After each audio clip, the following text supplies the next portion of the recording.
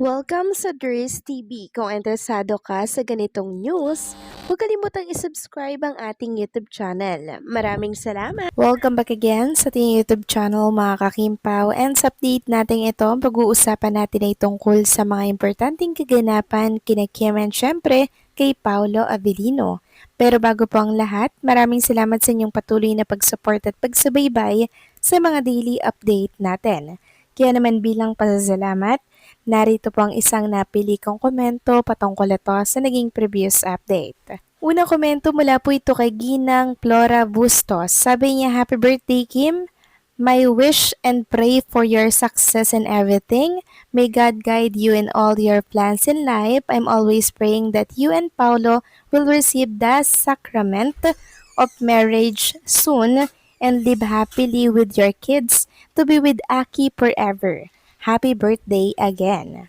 Maraming salamat po sa komento, Ginang Flora Bustos. Yes, tama po kayo dyan. Wala tayong ibang kahilingan kay Chinita Princess ngayong birthday niya, ngayong special day niya, kundi yung ikakabuti niya mga kakimpaw, lalo na po yung makakasama niya sa kanyang buhay at bumuo po sila ng sarili nilang pamilya. And sana nga po mga kakimpaw, si Kim and Paolo Avellino na yung nasa pa-blind item na hiningi na yung kamay ng actress kahit na hindi pa umaamin sa publiko ang totoong status nila, 'di ba? Or yung relationship talaga nila. Sana po ay si Kim and Paolo Avellino na ngayon na next year ay ikakasal na daw. So, hopefully mga kakimpaw, i-manifest natin yan and syempre ipagdasal din natin na sana sila na talaga yon kasi ito na lang yung ating kahilingan for Kim and Paolo eh.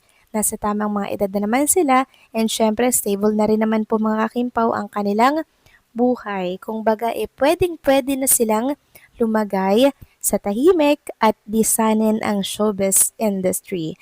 So maraming salamat po sa komento, Ginang Flora Bustos. God bless po at mabuhay kayo. So ito na nga, pag-usapan na natin mga kakimpaw, mga topic po na nakalap natin sa hapong ito. Tunahin na nga nating pag-usapan itong ilan sa mga katanungan ng ilang mga netizen.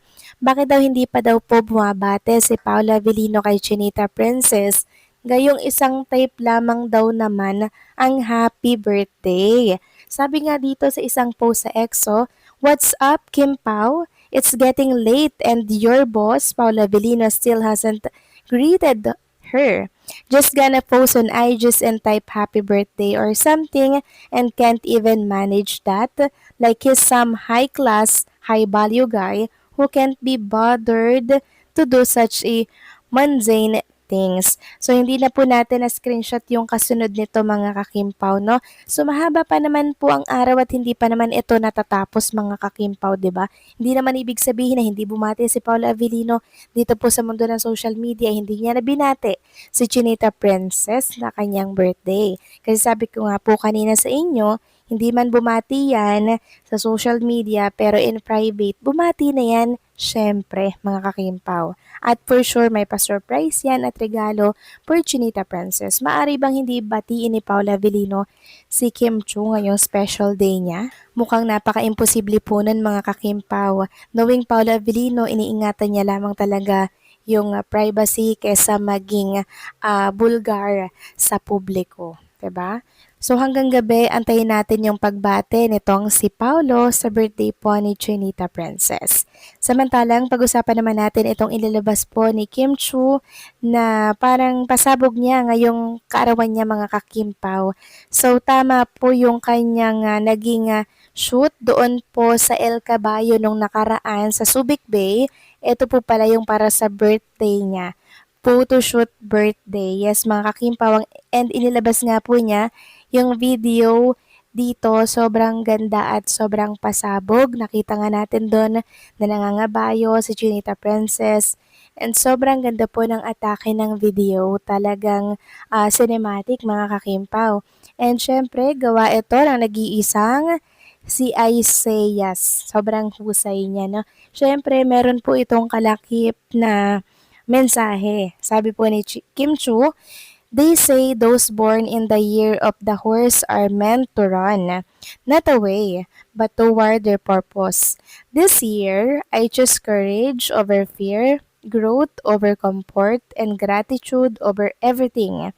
Every step, every stumble, every win part of my story, and I'm just getting started. Cheers to another year of becoming. Cheers to 1296 na kung saan ang meaning mga kakimpaw ay perfect square which means 36. 36 years old na siya mga kakimpaw ngayong araw po ng linggo. So may pa-mathematics pa dito si Chinita Princess, no? At sabi nga po ng isang Kimpaw fan dito sa X, may pamat si Chinita Princess. Teka, labas ko lang ang engineering skills ko. After all the possibilities and combination, and ayan, nakapakompute na rin siya mga kakimpaw. Sa post na yan, inilabas kanina ni Chinita Princess, syempre bumati po si Mesaja Padilla and syempre si Angelica Panganiban, Maria Santos, sabi niya naman, mahusay talaga si Isaias. Si Isaias po kasi ang gumawa ng video na yan. Siya ang kumuha and also siya po ang nag-edit mga kakimpaw at sobrang pasabog yung kinalabasan. Sobrang ganda mga kakimpaw. At alam nyo ba after 12 years, bumalik muli sa Chinita Princess dito sa El Caballo para lamang po sa isang pasabog na photoshoot para sa kanyang kaarawan ngayong araw. And napansin ko nga mga kakimpaw habang nangangabayo po si Chinita Princess, super sexy niya mga kakimpaw. Sabi nga nila pang FHM ang atake ni Chinita Princess. At alam niyo ba, sobrang ganda po ng mensahe ni Chinita Princess sa kanyang kaarawan ngayong araw po ng linggo. Di nga naman lahat ng horse ay pagtakbo. 'Di ba? Dahil sa kabila po ng mga pinagdaanan ni Chinita Princess mga kakimpaw, parang tinetake niya to as learning, 'di ba? Para matuto, growth para mas lalong tumibay. Sabi niya nga dito, 'di ba? Ngayong taon po, mas pinili ni Chinita Princess yung courage over fear, growth over comfort, and gratitude over everything. So wala tayong ibang kahilingan kay Chinita Princess mga kakimpaw, kundi yung taong magpapahalaga sa kanya, mamahalin siya ng sobra-sobra.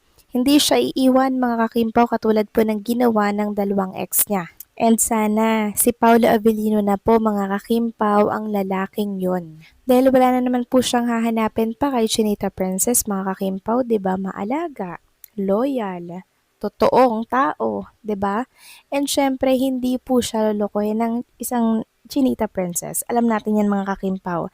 Na every time na may karelasyon po si Kim Chiu, binibigay niya po yung 100% niya na pagmamahal. Hindi na nga po siya nagtitira sa kanyang sarili. Kaya sana sa sugal na to mga kakimpaw, siya naman ngayon ang manalo. So paano mga kakimpaw, hanggang dito na lamang po ang update natin. Maraming salamat sa patuloy po na pagsuporta.